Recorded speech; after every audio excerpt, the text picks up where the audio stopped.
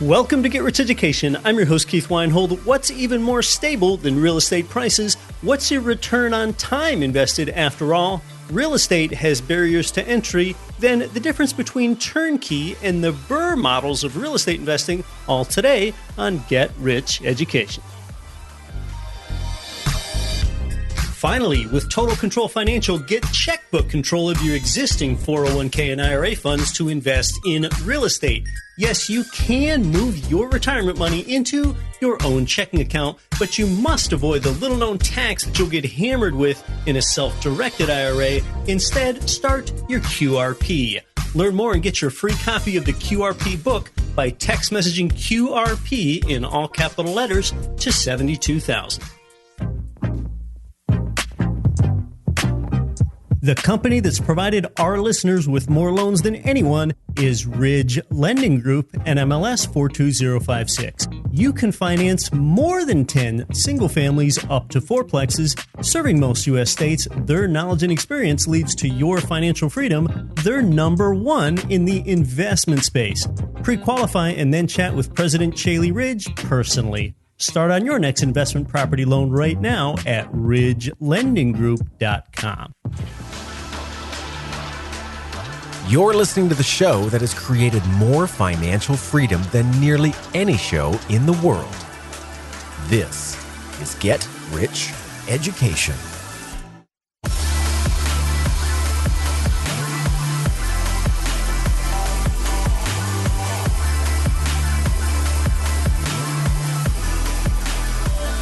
Welcome to GRE, from Cherry Hill, New Jersey to the Cherry City of Salem, Oregon, and across 188 nations worldwide. I'm Keith Weinhold. This is Get Rich Education, and stock market investing is volatile. Some people have the stomach for this frenetic yo-yoing, and some don't. In fact, stocks are so volatile that even when they're aggregated into mutual funds or ETFs, they're still pretty volatile. Gold prices are more stable than stocks. Real estate prices are even more stable yet. They might be up 3% this year, then 4% next year, then 5% the following year. That's really stable.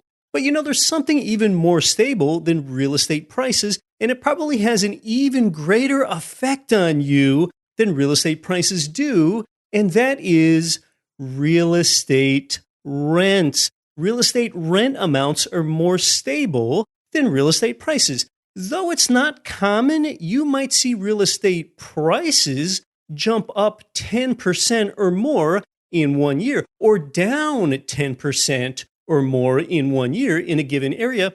Well, that virtually never happens with rent amounts. When real estate prices go up, understand that it's pretty likely that they're going to keep going up without any substantial blip or interruption, and the same is true when prices go down. Real estate prices, now they're affected by things like housing supply versus demand, new regulations in an area, mortgage interest rates, job growth, and the remaining availability of developable land in a local geography. Real estate prices can soar, but even at the same time in that same market, rents will move up more slowly. Rents, they tend to move with income, and that's why they behave differently than home prices. Rents often rise a little, but they rarely fall. Even in a hot market, rents won't rise 10% a year. But oppositely, in a downtrending market, even in the awful housing recession and mortgage meltdown that we saw 12 years ago, rents would rarely fall 10% a year. Rent amounts are therefore what I would call inelastic. Real estate prices are more elastic. Real estate prices are more like a rubber band. They can stretch out farther than rents can over a period of years, and that's really what we've been seeing the past few years, where prices stretch out farther than rents.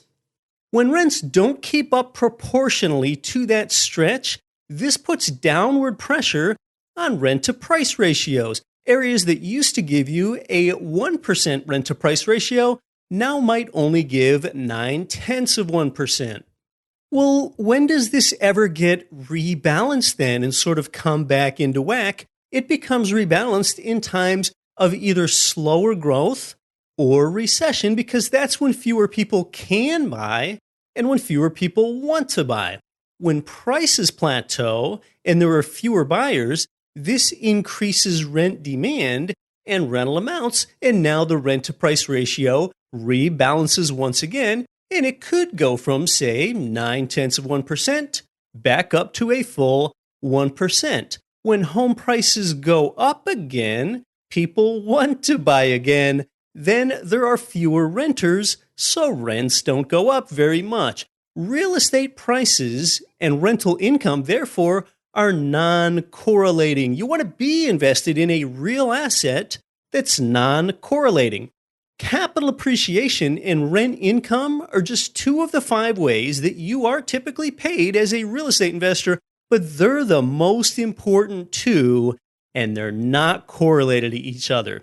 Because rent amounts are an income-driven phenomena, let's talk about jobs then. Larger metro markets have a greater share of jobs and a greater diversification of jobs. There are efficiencies for businesses to concentrate in one area. Also, when you invest in a larger city, you tend to have access to better data. And compared to other world nations, the US has really great real estate data so that you can make better decisions. Now, often it's about the type of job too, of course. Lay people and sometimes even financial columnists, they will often falsely think, oh, it's gotta be great to be a landlord in Manhattan or Boston or San Francisco, because look at the incomes and the high rent amounts that you can get there. Well, you know what? Exactly the opposite is true. Exactly the opposite. Because there's such a great concentration of wealth in New York and San Francisco and Silicon Valley, rent amounts don't keep up proportionally to that higher price rubber band that's been stretched out so far. That price elasticity has stretched out too far in those places. You know what the phenomena is that stretches price elasticity out very far beyond rent amounts? It's what's happening in the city that I just visited 1 week ago, Vancouver, Canada. So much Chinese and other foreign investment money has flowed into that city, much like what's happened in Manhattan and Miami.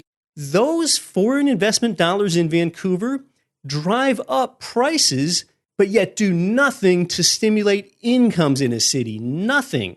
Therefore, rent amounts don't increase one dime, but yet prices spike. Well, that's exactly what a cash flowing real estate investor wants to stay away from. Those are also the type of places most vulnerable to a housing price crash. Now, within area incomes, it's also about the type of job that a particular geography attracts. Seattle, with Microsoft and Amazon, has high-tech, higher-paying jobs. Well, those people then tend to be homeowners more so than renters.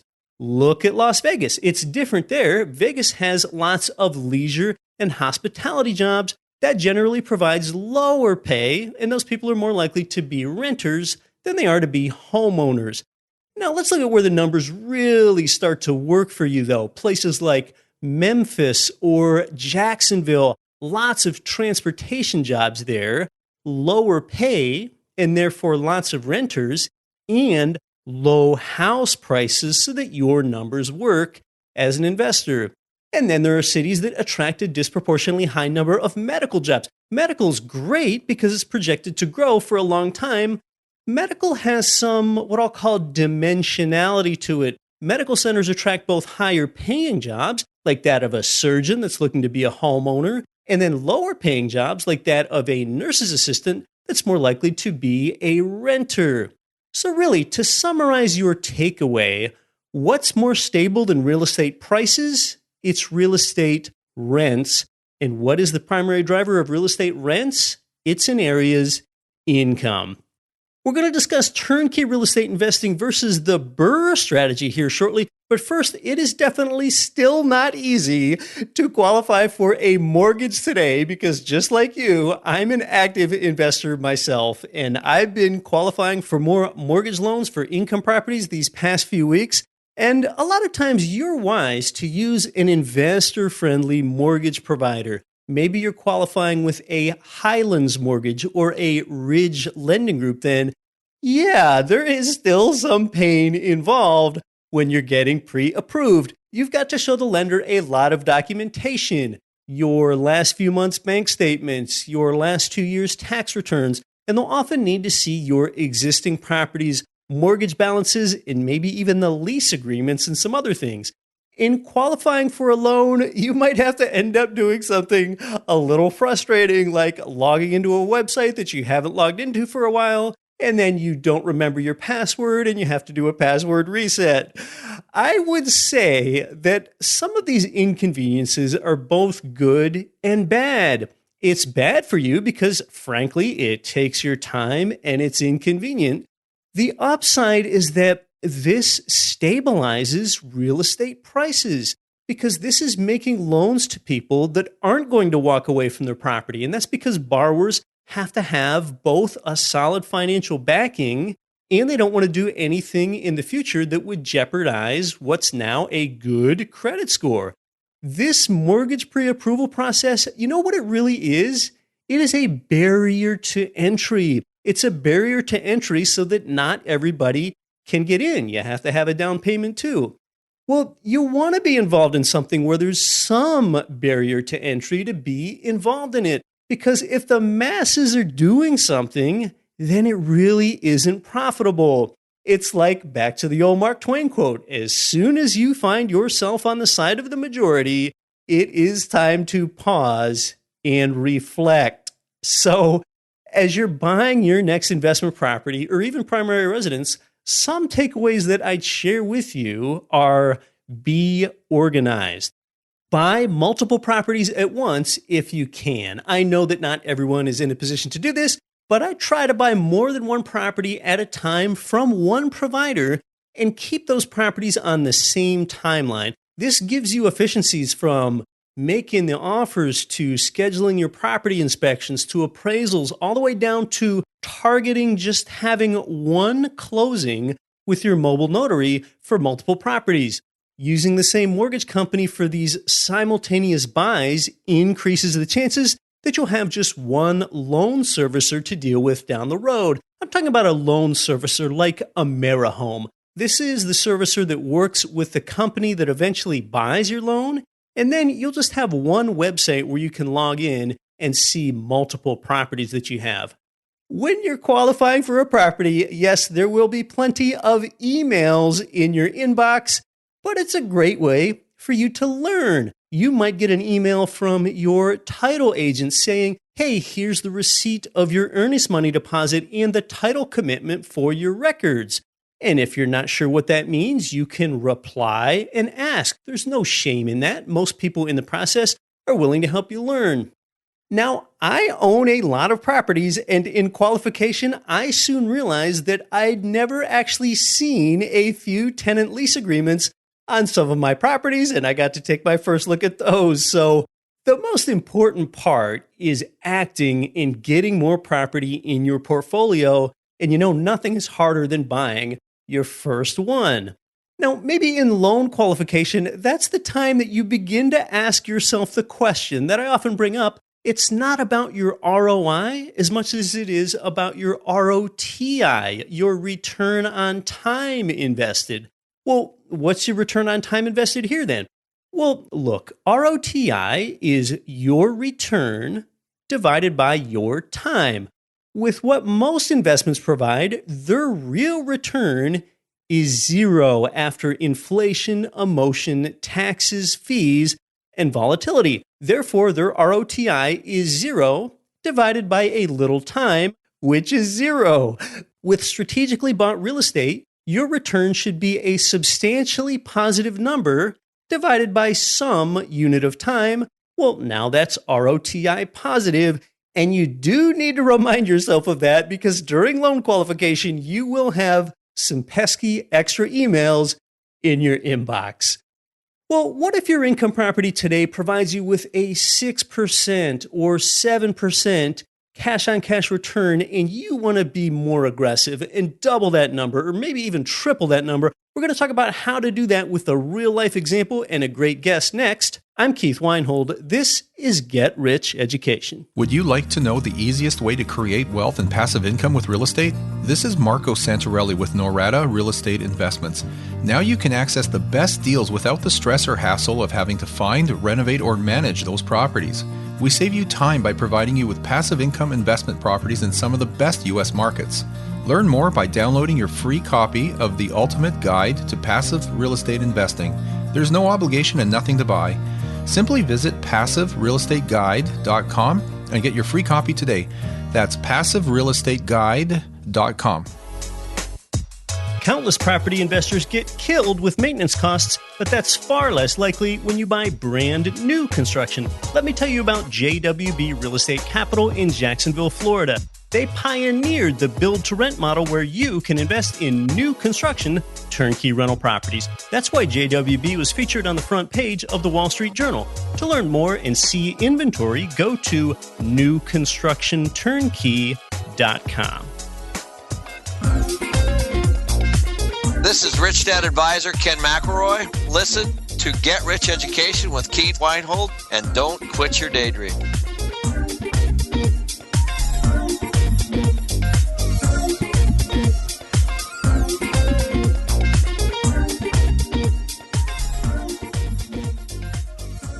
I'd like to welcome Phil onto the show. He's a real estate expert, including in the BRRRR model of real estate investing. Phil, welcome to Get Rich Education. Keith, thanks very much. It's a pleasure to be here. Phil, let's talk about that BRRRR model of real estate investing. Yes, BRRRR, and that is not a reference to the fact that it's getting cold outside this time of year. It's a model, really it's a model that's, I would say, closer to buy and hold investing than it is flipping. But tell us about the BRRRR model of real estate investing. How do you define it?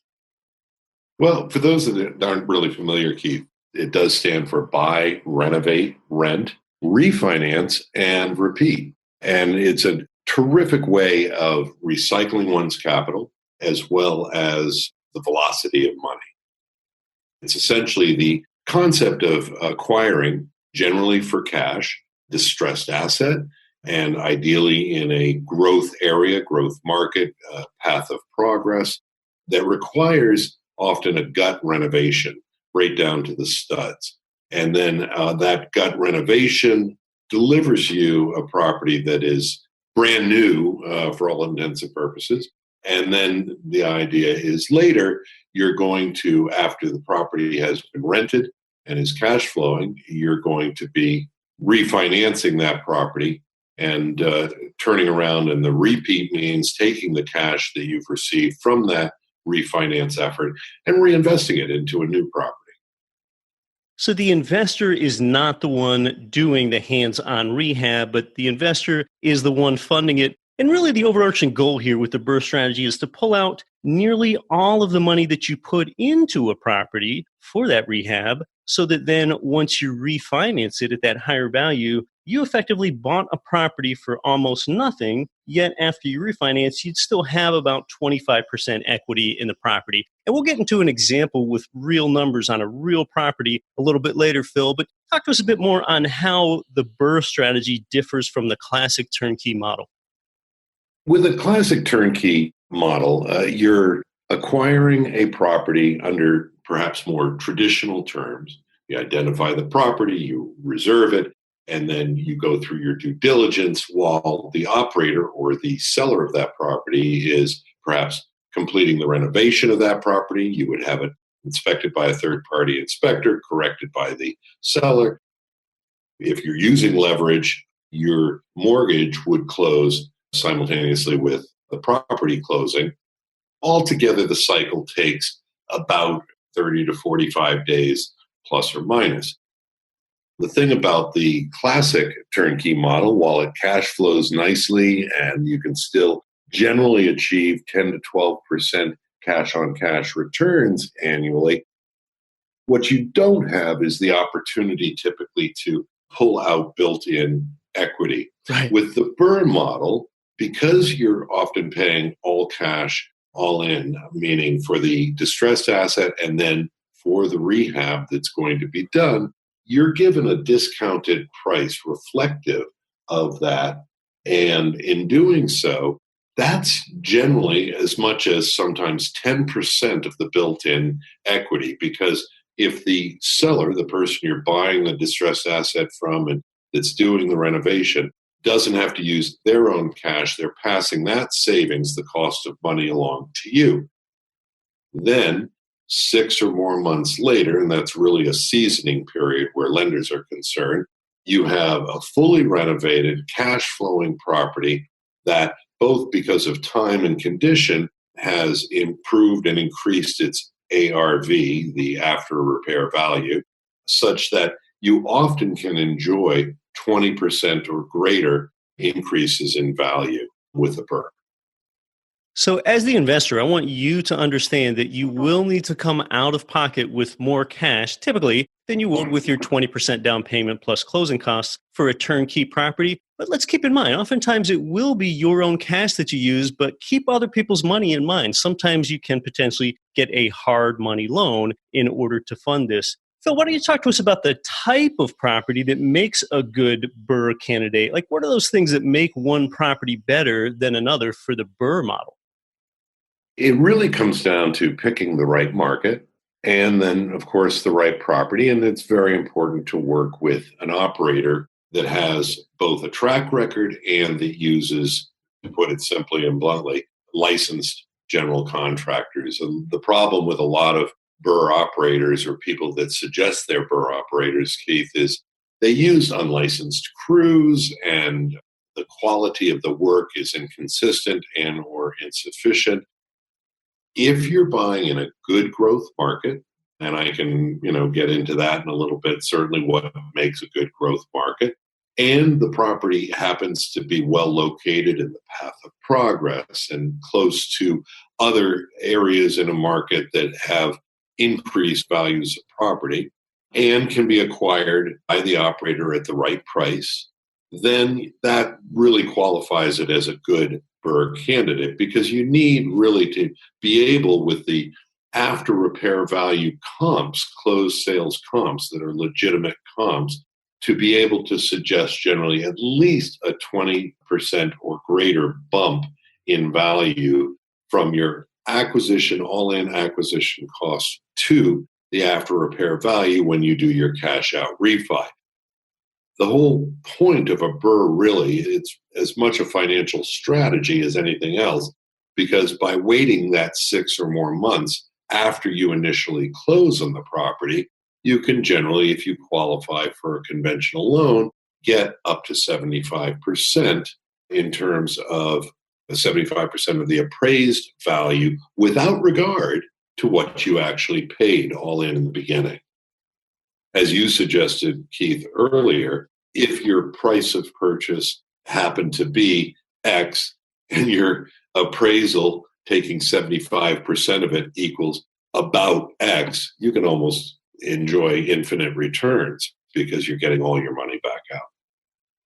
A lot of the reasons that make a turnkey a good investment geographically and market-wise could be a lot of the same reasons that a BRRRR makes sense. But yeah, like you bring it up, Phil, you do not want to find yourself in a situation where you're having to manage the contractors day to day. So it's about working with that contractor that's doing the rehab and working with that team that you know has a good track record. Phil, you have an example, and this is actually a BRRRR deal that's available right now. So this is a real life example. And again, just to drop back, BRRRR stands for buy, renovate, rent, refinance, and then repeat. This example, it's really going to bring some numbers and some real life to this. So there are a lot of numbers flying around here. So this is something you're really going to want to pay close attention to. So give us a real life example with numbers, Phil, on how the BRRRR model works. The particular subject property that I'm focused on right now, it is available today. The asset price, meaning the distressed asset price, stands at $40,000. Okay, and you're buying a pretty distressed property at that point. Yeah, you wouldn't even be able to, it's not, tenant worthy. It's shabby. Not rentable. Yeah, it's downright ugly, in fact. But it's in a very good area that once renovated completely, carries with it some interesting and impressive comps. In our estimation, that property would require a gut renovation costing somewhere in the neighborhood of, I'm going to say somewhere in the neighborhood, but this would be a locked-in reality were somebody to buy this property, $55,000 for a total price of $95,000. Okay, so $40,000 for the asset plus $55,000 for the renovation, a total cost of $95K so far. Right. Now, that's not all paid, Keith, at once up front. Typically, for a BRRRR, you pay for the distressed assets of the $40,000. You pay for closing costs, which might be around $3,500, and then you pay generally half of the renovation cost. The other half of the renovation cost is paid in two different draws that goes with the construction progress.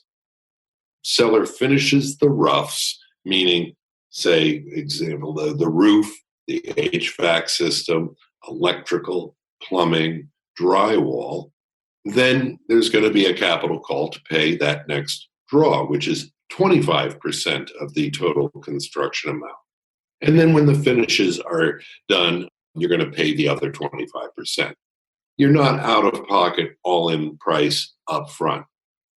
Then, at that point, I kind of call BRRRRs a BRRRR key, if you will, because buyer, the owner, is going to have an independent third-party inspection, just like a typical turnkey property. And you're always with turnkeys, whether they be the classic model or the BRRRR, going to have, believe it or not, an ugly inspection report. But that's okay.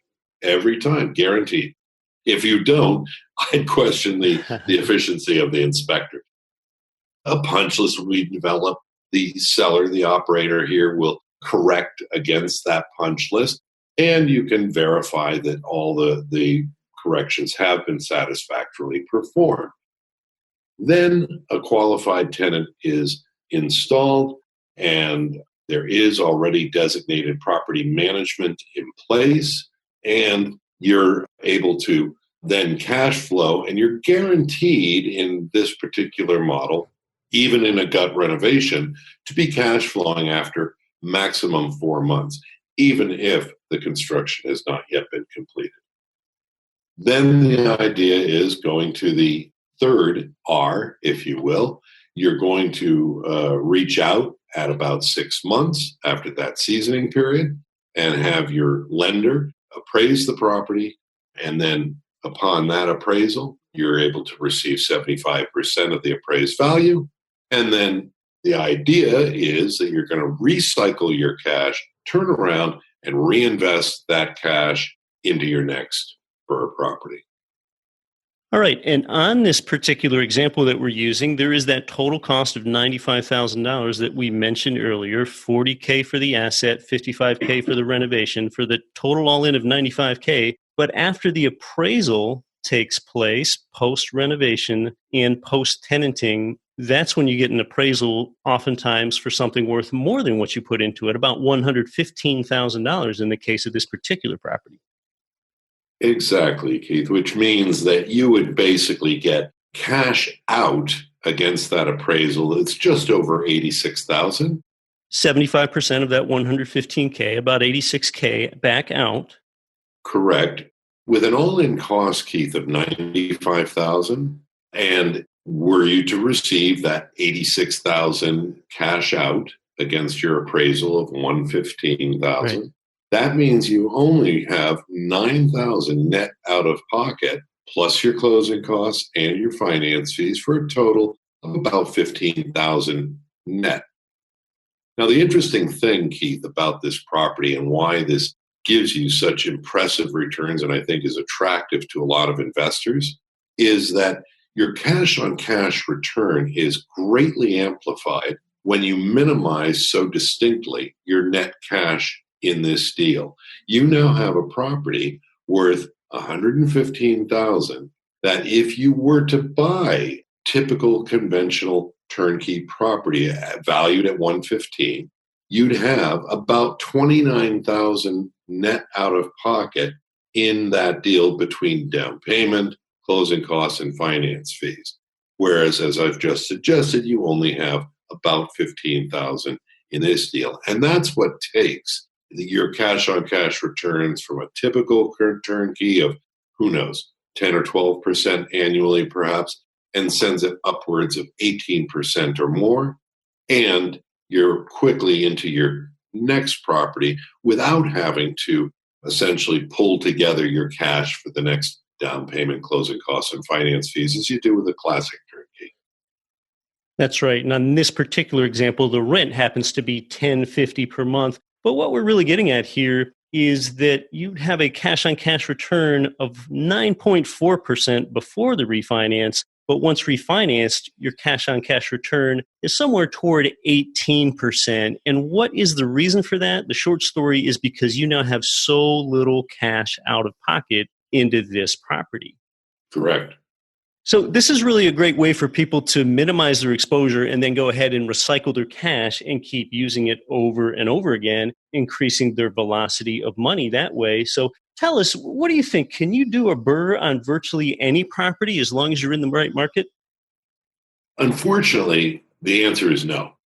You can sort of do a modified hybrid of a BRRRR if you consider a BRRRR to be nothing more than a vast reconditioning of the property and buying it for all cash. The elements that make a BRRRR exciting to an investor, Keith, happen to be both that discounted all-in price up front, contrasted with a healthy growth of after-repair value that you achieve, again, by waiting that 6-month or longer seasoning period in a good, strong growth market. Sadly, in a lot of markets, and I've had experience in a lot of markets around the country, Keith, with the classic turnkey model, the bottom line is not every property requires a brand new roof. Not every property requires a brand new HVAC system. With a BRRRR, one of the things that's really exciting about it is the ability to overcome maybe improper prior renovations. Because of that gut renovation, you're getting all new systems and roof and so on. It really does put you in the best possible position long term to overcome any heavy duty CapEx expenses or issues. And also, too, you can achieve higher rents as the property is all new. That's a great point about what might make a good BRRRR property. Perhaps a property is not shabby enough if it still has amenities and things on it that are too new. It's about really being in a good location. And with location, I know you do a lot of BRRRRs in Baltimore. In fact, the example we just used was on North Washington Street in Baltimore. So tell us about what makes Baltimore a good BRRRR market. Well, Baltimore is an exciting market, Keith, and for a number of reasons. It's a very dynamic market. It has yet, and one thing that we look at, obviously, is the pre-recession highs for home prices in a market. And this is going back to like 2008 and thereabouts.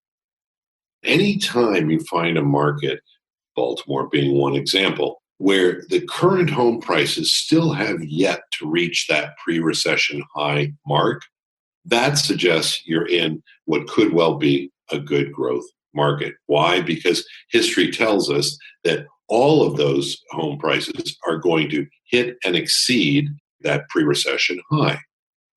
Baltimore is very similar to another market not far away, Philadelphia, 5 or 10 years ago. And yet, Philadelphia hit and exceeds that pre-recession high, but also has other economic factors, as Baltimore happens to, that keep the values rising at a fast clip. However, in Baltimore, one other interesting aspect is it's not just about going to and exceeding the pre-recession highs, Keith. It also has to do with healthy rents. When you have a situation where you have healthy rents, but underpricing on the properties themselves, it delivers very healthy cap rates, as we saw on the last real example of a 9.4% cap rate or return on that all-cash purchase. What else you have in Baltimore, it's just 45 minutes up the road from Washington, D.C., Right. where prices are incredible and crazy. And mid-level bureaucrats, for example, amongst many, many others, find Baltimore a great place to live. Now, Baltimore also has a higher than national average renters to owners. Nationally, Keith, there are 35% renters to owners in most major markets. Baltimore, it's 50% or more. So you've got a lot of renters. You've got a healthy feeder market in that they can't afford oftentimes to live in Washington, D.C., a short 45-minute ride down the road. And you've also got low home prices. You put that all together, and it equals a great BRRRR market. Yeah, 100%. So that's the why for Baltimore. It's those economics in Baltimore of low unemployment, low cost property. Median incomes are 30% above the national average per the Census Bureau. And yeah, it's really that proximity to higher priced Washington, D.C., and the fact that more than half of Baltimore rents that makes this a good area in particular pockets. So, Phil, just in wrapping up, any last thoughts on the BRRRR strategy and how that really helps the investor achieve an increased ROI and velocity of money? Well, absolutely, Keith, and thank you for that. Number one, first and foremost, that contrast between low home prices, healthy rents delivers high cap rates, high immediate return, even before you do your refinance. Once you bring that refinanced component into the picture, that's where your velocity of money really comes into play, because you're able oftentimes to pull out such a significant amount of the cash that you initially put in. That's what boosts your return, generally 18%, 20%, 25%. There are even some cases we have seen in which you have gotten 100% of your money out that you put in. We call that infinite returns. That's an infinite return. The only amount of money really that you've got in that particular deal are your closing costs and finance fees, which are negligible in the big picture, Keith. And Phil, now you offer opportunities in Baltimore with a reputable contractor that has a track record and has that 120-day renovation period guaranteed, which is what you mentioned before, with warranted work. And the 120-day renovation guarantee basically means that on that 121st day, you, the investor, automatically begin collecting rent, even if it weren't tenanted for some reason. So, Phil, tell us more about the report that you've made available for someone that might be interested in this. What we put together, Keith, and it's available from your website, is a report that answers the question, why Baltimore? It speaks about some of the economic dynamics, the fundamentals of Baltimore, and also will address, I think, a lot of the specific protective points that are important to the investor. You just touched on some of them. We only use a licensed general contractor, one of the largest in Baltimore, the CEO of which happens to personally own 200 units. So that's definitely putting your money where your mouth is. Yeah. That also for us, and thereby for the investor, ensures that every project comes in on time, on budget. Not that a BRRRR buyer is ever going to be asked for extra money. Never will happen. But it is important for our health and thereby the ability to continue offering great opportunities to investors that those projects do come in on time, on budget. As such, there's also a very important component here, and that's the property management. This is a division of the large general contractor. We negotiated a very special 7% rate. Plus, of course, there's a small 3% premium on outside vendor expense, if you will. In other words, if somebody brings in a repair costing $100, you'll be charged $103.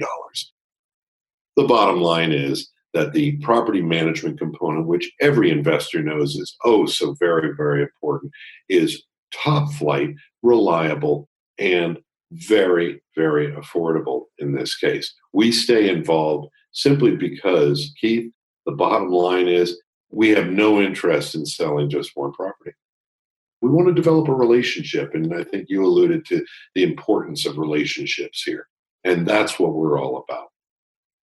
For some investors, BRRRR is their favorite strategy, and they think it's the quickest way to build real estate wealth because little or sometimes even none of your own money ends up in the deal. But you do need to be able to come in with more cash than you do with Turnkey, and there are more moving parts. But the higher cash-on-cash return that you effectively get with the BRRRR strategy nearly can't be beat elsewhere. If you want to get a hold of that report to learn more about Baltimore and why it's advantageous for the BRRRR strategy and how you can get into a relationship and do this, that starts at getricheducation.com/Baltimore. That's where Phil's prepared a report where you can learn more. That's getricheducation.com/Baltimore. Phil, thanks so much for coming onto the show. Keith, it's my pleasure. Thank you for having me.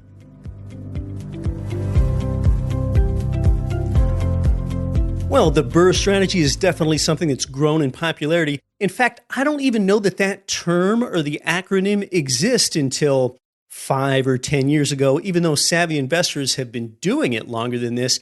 Now, you might remember when we had the inventor of the Deal Check app, Anton Ivanov, on the show here last year. Well, that app just added BRRRR deal analysis. Your cash-on-cash return is your annual cash flow divided by your equity or your dollars invested. So then few invested dollars, hence a small denominator, gives you a high return. Who is BRRRR for? Well, if you have a wad of cash now and you're looking to be more aggressive in order to optimize your cash-on-cash return, then this could be for you. You could do all this yourself, just like you could do a lot of things yourself. But this opportunity allows you to enlist a licensed rehab crew, sort of a turnkey crew, if you will, and then after rehab and tenanting, the option to transition the property to an experienced manager, should you so choose. For all this in Baltimore BRRRRs, learn more at getricheducation.com/Baltimore, where Phil and I have placed a report for you. He and his company also offer Philadelphia turnkey property if you're more of a fan of the turnkey model. To learn more about that, also begin at that same place, getricheducation.com/Baltimore. Until next week, when I'll be back to help you build your wealth, I'm Keith Weinhold. Don't quit your daydream. Nothing on this show should be considered specific, personal, or professional advice. Please consult an appropriate tax, legal, real estate, financial, or business professional for individualized advice. Opinions of guests are their own. Information is not guaranteed. All investment strategies have the potential for profit or loss. The host is operating on behalf of Get Rich Education, LLC exclusively.